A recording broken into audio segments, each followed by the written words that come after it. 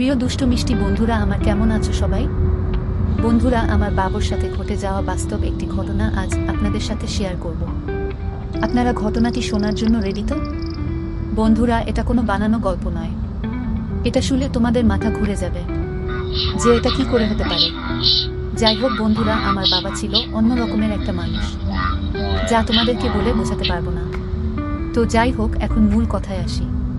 প্রথমেই আমার পরিচয়টা দিয়ে নিই। আমার নাম রাজিয়া। আমি কলেজে ইন্টার ফার্স্ট ইয়ারে পড়ি। আমাদের গ্রামের অন্যান্য মেয়েদের তুলনায় আমি একটু বেশি সুন্দর ও ফর্সা। দেখতে অনেক ভালো লাগে সবার। আমার বয়স 17 বছর। আমার হাইট 4 ফিট 7। আমরা চট্টগ্রামে থাকি, ফ্ল্যাট বাসা। ও আরেকটা কথা, আমি ও আমার বাবা একসাথে থাকি। আমার আম্মু অনেক আগেই মারা গিয়েছে।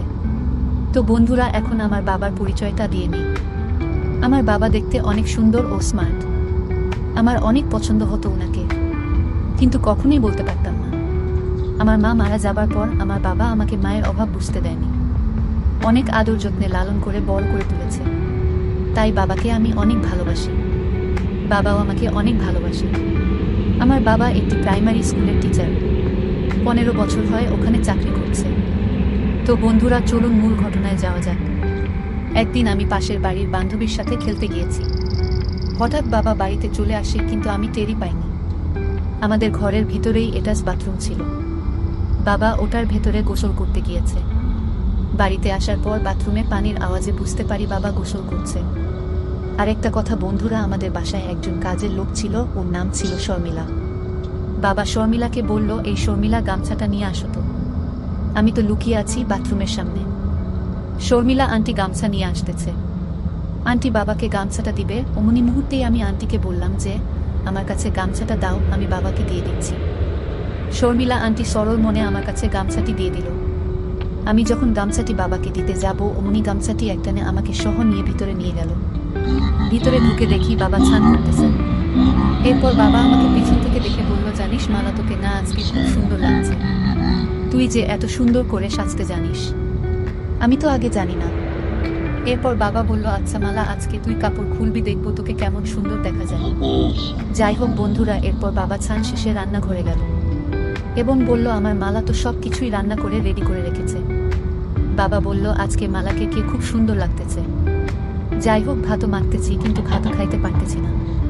আমার মেয়েটা যে এত সুন্দর করে সাজছে, দেখতে একদম আকাশের পরীর মতো লাগছে। আমি খাচ্ছি আর মালাকেও বললাম, তুইও খা। মালা বলল, বাবা তুমি এখন খাও, আমি পরে খাবো। আমার আজ খাইতে ইচ্ছা করছে না। কিছুক্ষণ পর আমি এমন অভিনয় করলাম যে মনে হয় আমার অনেক জ্বর আসছে। মালাকে বললাম, মা আমার কপালে হাত দিয়ে দেখতো। মালা বলল, কেন বাবা, কি হয়েছে? দেখতো মা, আমার যেন কেমন কেমন লাগছে। বাবার কপালে হাত দিয়ে দেখি অনেক জ্বর আসছে। আমি তাড়াতাড়ি করে জলপট্টি দিয়ে দিলাম। এরপর বাবা বলল, তোর মা ও আমাকে এভাবেই জলপট্টি দিয়ে দিত। মনে হচ্ছে তোর মায়ের হাত দিয়েই আমাকে কেউ জলপট্টি দিয়ে দিচ্ছে। আমি বললাম, আচ্ছা বাবা, তুমি এখন ঘুমাও। পরে হয়তো আমার বাবা আমাকে অনেক ভালোবেসে ফেলেছে। আমি ও বাবাকে অনেক ভালোবেসে ফেলেছি, কিন্তু বলতে পারিনি। বাবা পরের দিন স্কুলে যাবে। আমি বললাম, বাবা তোমার তো শরীর ভালো না, তুমি বরং আজকে স্কুলে যেও না। পরে যদি আরো জ্বর আসে তাহলে সমস্যা হয়ে যাবে। এরপর বাবা বলল, আচ্ছা তুই বলছিস তাই যাচ্ছি না। এরপর হঠাৎ একদিন বাবা বলল, মালা শোনো মা, তোর সাথে আমার কিছু কথা আছে। আমি বললাম, বলো বাবা। বাবা আমাকে জিজ্ঞেস করলো, তোর কি কোনো ছেলে পছন্দ হয়? আমি বললাম, হ্যাঁ বাবা, আমার তো তোমাকে অনেক পছন্দ হয়। এছাড়া অন্য কোনো ছেলেকেই আমার আর ভালো লাগে না। মা মারা যাবার পর থেকে তোমার প্রতি আমার অন্যরকম ভালো লাগা কাজ করে। যাই হোক বন্ধুরা, আজকের মতো এই পর্যন্তই। এই ভিডিওর পরবর্তী পার্ট পেতে আমার চ্যানেলটি সাবস্ক্রাইব করে রাখুন।